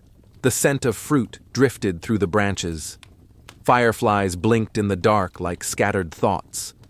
The young ones tumbled in the grass, while the elders sat in a loose circle, their bodies touching their breaths, mingling. Sometimes a sound would echo through the group, a soft call drawn out and melodic. It was not alarm, not demand, but something gentler meant to soothe. Another would answer, matching the tone. Then another. Soon their voices wove together a chorus of rhythm and tone, rising and falling in waves. It was not speech, not yet, but it was closer than silence. The matriarch listened, eyes half closed. She felt the sound vibrate through her chest, warm and resonant. It reminded her of rain drumming on leaves of wind through reeds of heartbeat against heartbeat. This was how language began, not with logic, but with longing. The need to bridge the space between selves.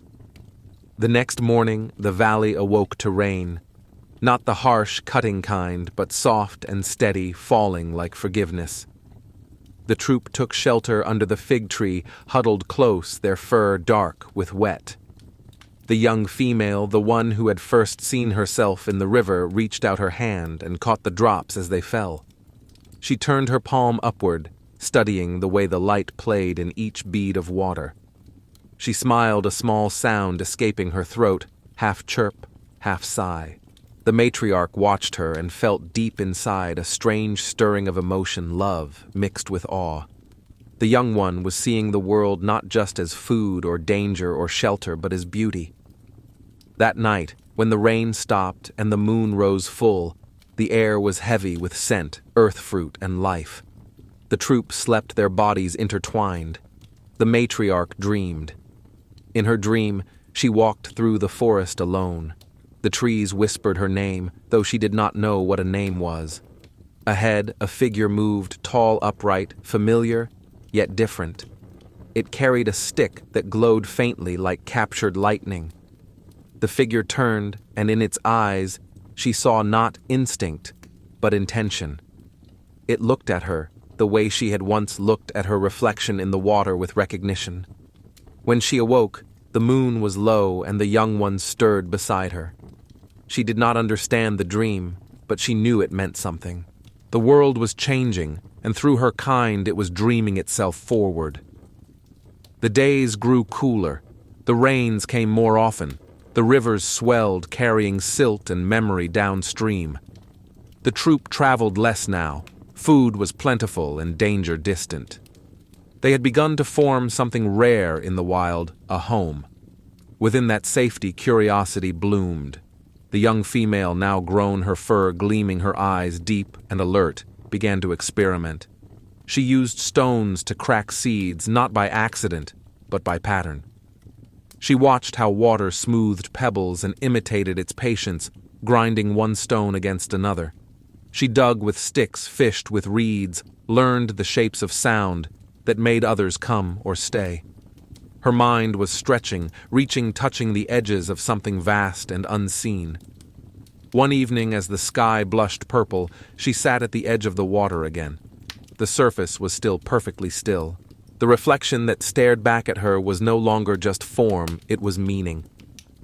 Behind those eyes, something lived that could wonder why. She looked up. The moon floated above her, enormous and pale, reflected perfectly in the lake. For the first time, she realized that the light above and the light below were the same, that the world was made of echoes. The stars above mirrored the fireflies in the grass. The curve of her hand matched the curve of the moon.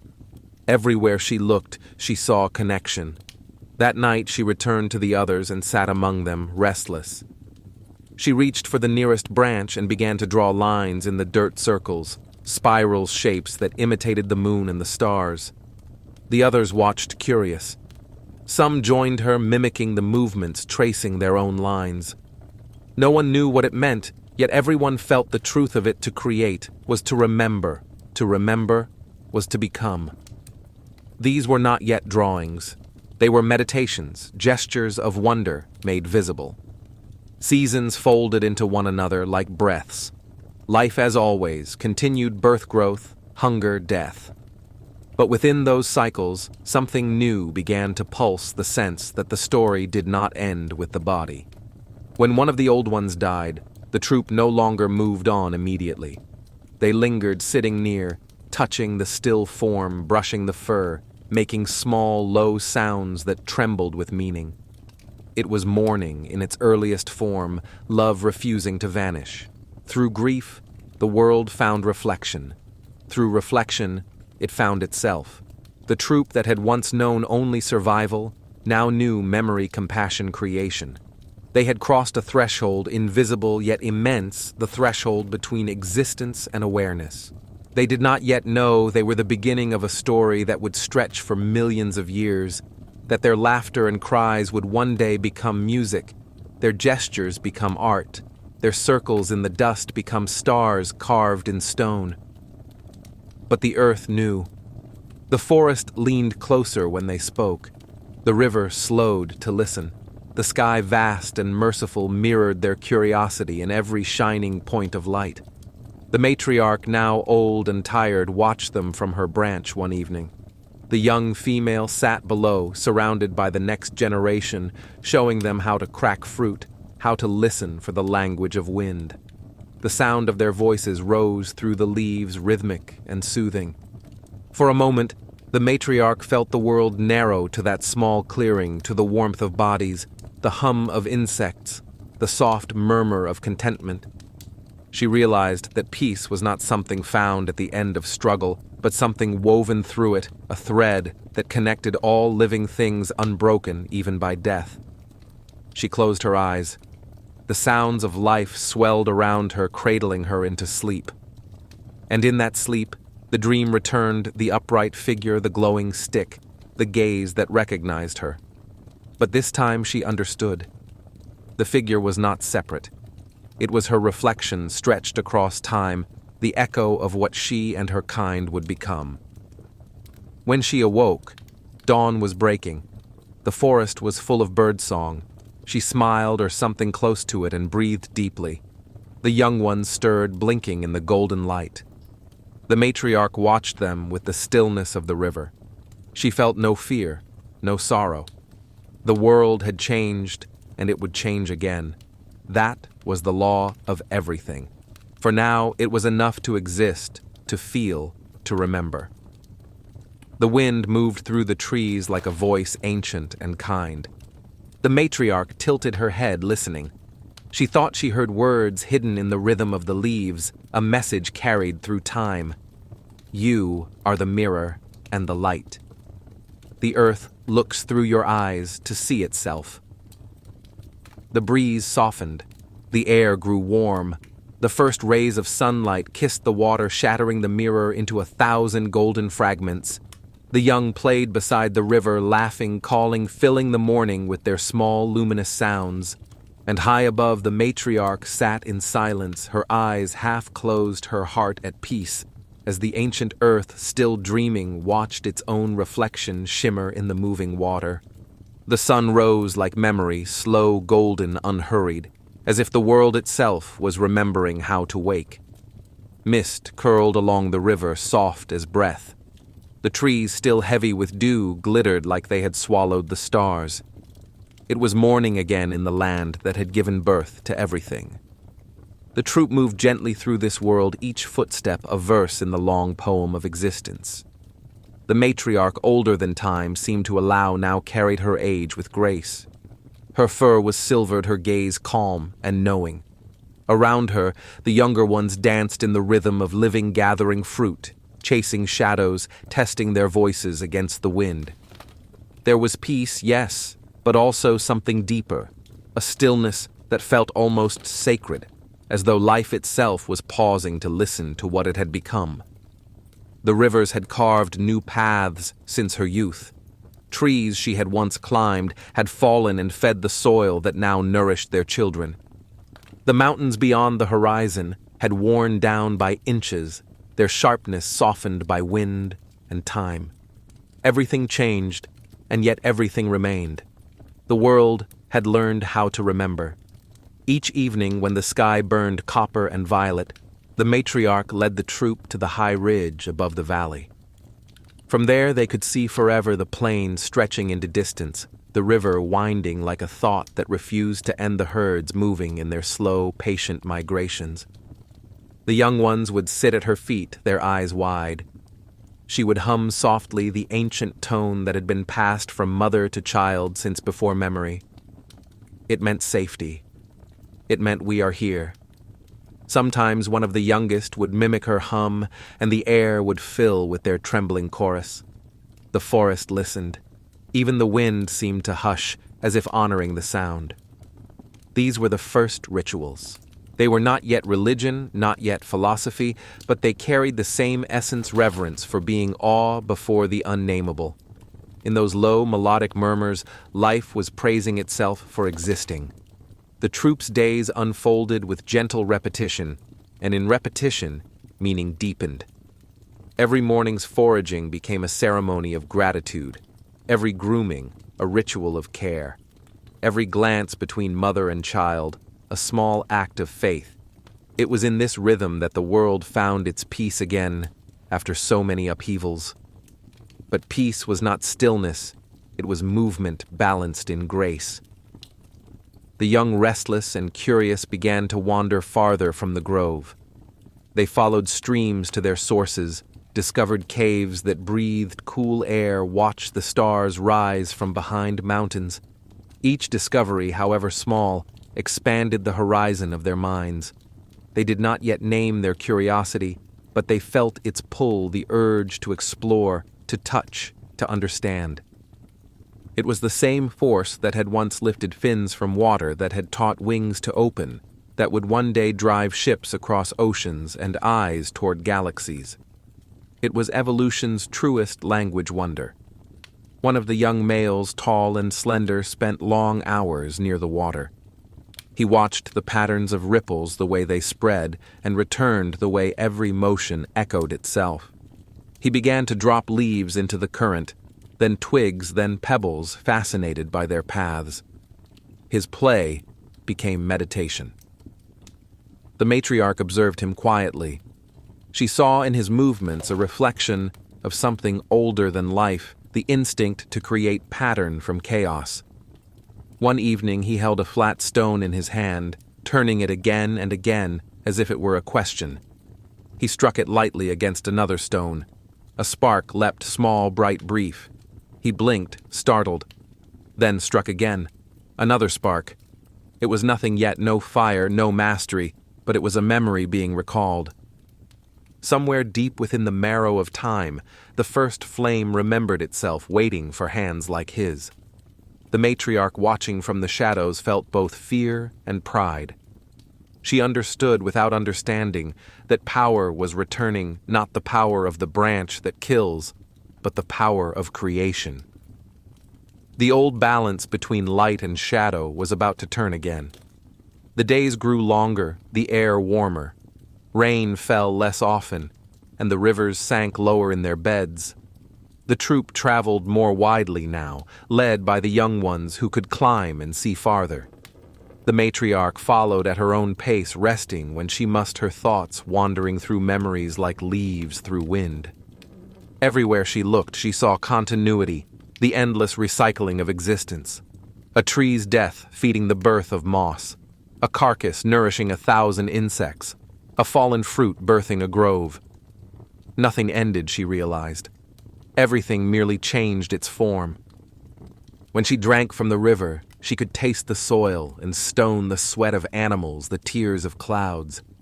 She could feel within that water the breath of every living thing. It was not merely sustenance, it was communion. One afternoon, she sat alone beside the water.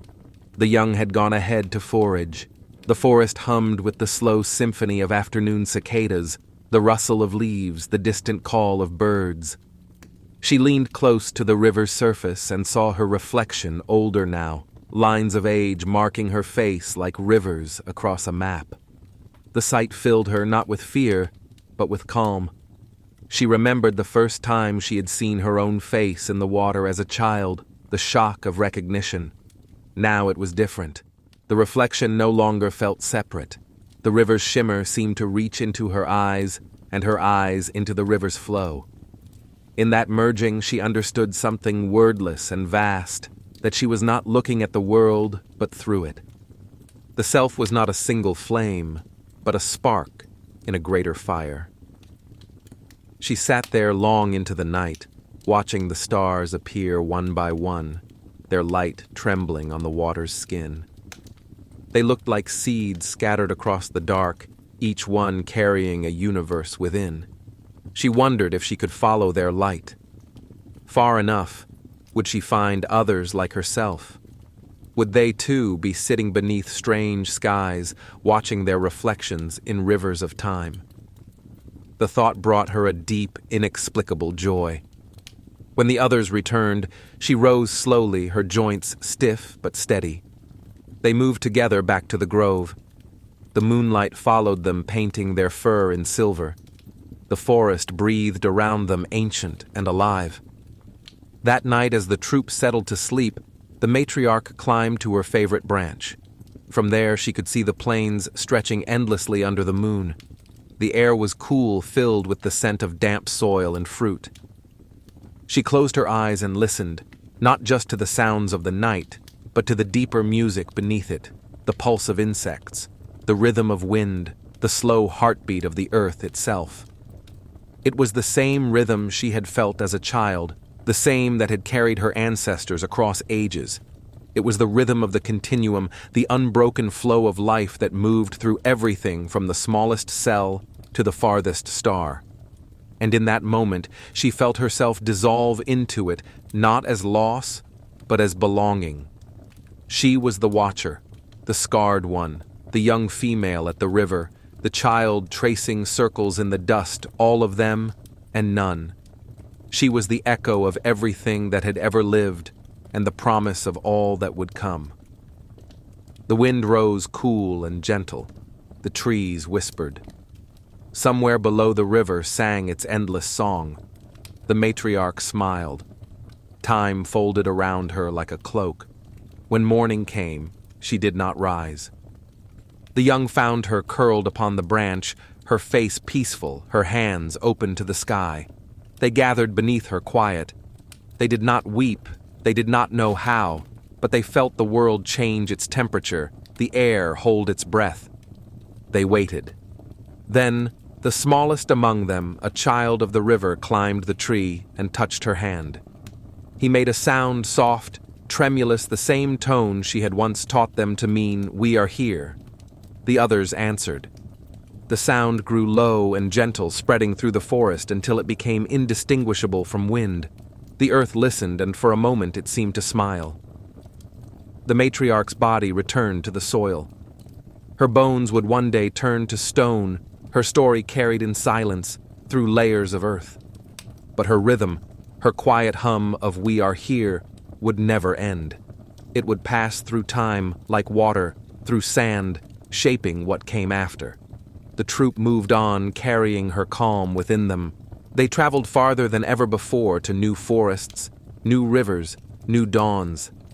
Each step was both farewell and continuation. Generations later, their descendants would stand taller, think deeper, speak, build, dream. They would gaze at the stars and see not gods, but reflections. They would call themselves human. And though they would forget the names of trees, rivers, and winds, the truth of those names would still live in their blood. Because the continuum never breaks. The river flows, the stars burn, the wind moves, life rises, falls, and rises again, the same song sung in infinite tongues. And somewhere beneath all the noise of history, beneath all the wars and words and wanderings, the ancient hum continues, soft, steady, eternal. We are here.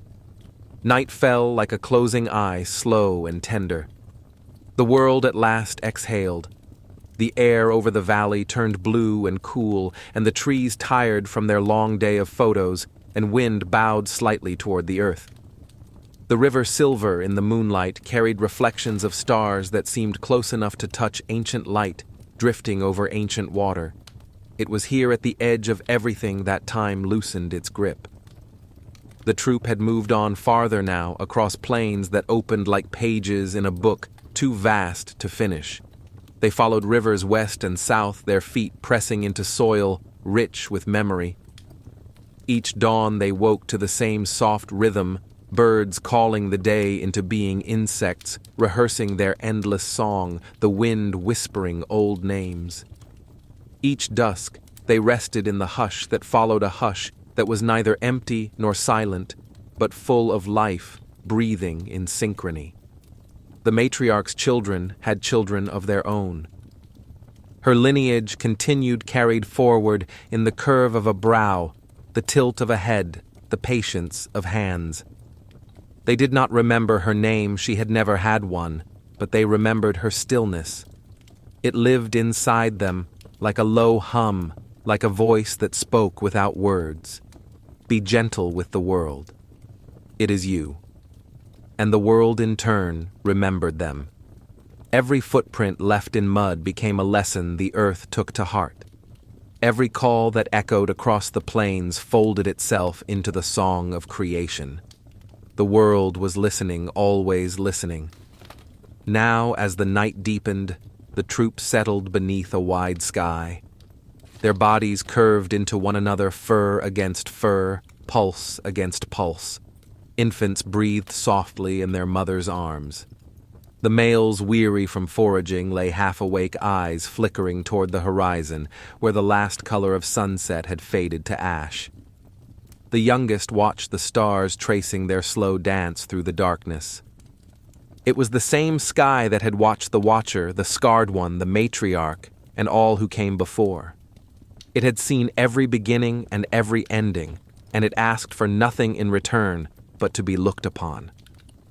Somewhere far beyond those stars, new suns were being born, blue, fierce, radiant. Somewhere, worlds were cooling oceans, forming atmospheres gathering around invisible seeds of life. The universe was still creating, still dreaming, still beginning. And here beneath it all, the apes, small, fragile, luminous, slept. Their dreams were simple fruit water, safety, warmth. Yet beneath those simple visions ran the deeper current of evolution, the invisible weaving of thought, memory, and possibility. Within their dreams, fire flickered. Within their dreams, words formed, then dissolved. Within their dreams, the first images of tomorrow began to take shape. It was in sleep, perhaps, that humanity was first imagined. The river whispered nearby, its voice endless, soothing, unjudging. It told the story of everything, the story of mountains wearing down, of fish learning to walk, of the first eyes opening to the dawn.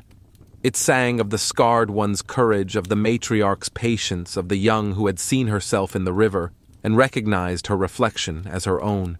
It sang of drought and flood of fire and renewal of love and fear and the quiet resilience of being alive.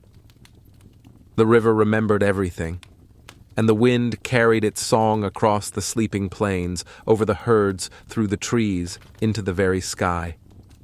For a time the night was perfect, wide and unbroken, a cradle for breath and dream alike. Then a whisper rose among the leaves, faint at first, then clearer, the voice of the world speaking to itself. "You have walked far, little ones," it said. "You have learned to remember. You have learned to choose. You have learned to care and to harm and to heal. You have learned to see yourselves in others, and in seeing you have learned to be lonely. This is the price of thought, but it is also the gift." The wind paused, waiting for the sleeping world to answer. No answer came, only the sound of breathing, the low murmur of insects, the heartbeat of the earth beneath. "Rest now," said the voice. "The path continues. The morning will come as it always does. You will wake again as new as the light." And so the wind moved on, leaving only silence, a deep, endless silence that held the weight of creation and the tenderness of a lullaby. The stars began their slow descent toward dawn. Time, too, slowed. Its sharp edges softened into cycles, the turning of days, the blooming and fading of seasons, the endless becoming of life. It no longer felt like a line, but a circle wide and generous, without beginning or end. In this circle, everything belonged, the first cell and the final breath, the first spark of fire and the last sigh of wind. Even loss had its place, because every loss made room for something new to grow. And as the troop slept, the earth turned, carrying them gently through the dark, through the spaces between stars, through the long, unbroken continuum of being. Somewhere one of the young stirred. He dreamed of standing not for balance, but for vision. He dreamed of looking across the plains and feeling the vastness call to him. He dreamed of touching the horizon, of holding a branch not for fear, but for thought. And though it was only a dream, the future leaned closer. The universe, patient as always, took note. When dawn came, it did so quietly, as if not to wake them too quickly. Light crept across the land, gentle and gold, touching first the river, then the trees, then the sleeping faces turned toward it. The troop began to stir, stretching, murmuring, blinking against the soft brightness. The young one who had dreamed opened his eyes. The world shimmered, dewdrops blazing like stars, the air cool against his skin, the sound of birds unrolling through the trees. He rose slowly, higher than before, his body unsteady but determined. The others watched, curious. He stood. Just for a moment, a breath, a heartbeat. He balanced upright, his face lifted toward the new sun. The light caught his eyes, and in that reflection, the world saw itself again. It was brief, almost imperceptible, but in that instant, something ancient and infinite passed through him, the knowledge that time was not separate from life, that every creature, every star, every stone was made of the same dust. He fell back to all fours, the moment gone, but not lost. The earth remembered. The stars remembered. And time, smiling its endless smile, carried the memory forward. The day unfolded softly. The troop moved through the grasses, foraging, calling, touching. The wind moved with them, gentle as breath. The world was quiet, but it was not asleep. It was listening, waiting for what would come next. Perhaps that is all existence ever was, listening. By midday, the sun was high and heat shimmered on the horizon. The river sang louder, its voice bright with reflection. Clouds gathered in slow procession, white ships drifting across a sea of blue. The air was heavy with life. Everything was awake now, not in frenzy, but in harmony. The young stood again, this time for longer. His eyes followed a line of distant hills, a path invisible but certain. He felt the pull of it, not hunger, not fear, but curiosity. He took a step, then another. Each footfall pressed the future into the earth. He did not know it, but he was walking toward all that would ever be the shaping of tools, the building of fires, the first songs, the first stories. He was walking toward memory, toward myth, toward us. The earth watched, proud and silent. The river flowed on, carrying his reflection beside the skies. The wind whispered through the grasses, soft as a mother's hand. The stars above, though unseen, still burned, still waited, still watched. And the voice of time, vast and tender, spoke once more, not to him alone, but to everything that was and would ever be. Rest when you can. Remember when you must. All that begins will return. All that is lost will find its way back. You are the breath and the echo, the question and the answer. You are the dream of the world, dreaming itself awake. The wind sighed through the valley. The young ape paused and looked upward. The sky was endless, not frightening, not empty, but full. He took another step, and another, and another. Behind him, the river glimmered. The troop followed slowly, their bodies moving in the rhythm of eternity. The earth turned, the sun climbed, the air shimmered with warmth. It was the same world that had always been, and yet with every step it became new again. Evening would come, the stars would return, the cycle would begin once more. But for now there was only light and breath, and the soft music of living. And somewhere beneath that music, beneath the heartbeat of the planet, beneath the hum of time, there was silence. Not emptiness, but fullness. Not the end, but the gentle beginning of rest. The earth, infinite and kind, cradled her children in that silence, whispering the lullaby she had always known. You are the dust, and the dust is divine. You are the river, and the river is forever. You are the dream, and the dream is not yet done. The light dimmed, the wind slowed, the river sighed, and the world content drifted once more into sleep, the long, slow sleep between ages, the silence before the next beginning, the peace that hums beneath all things.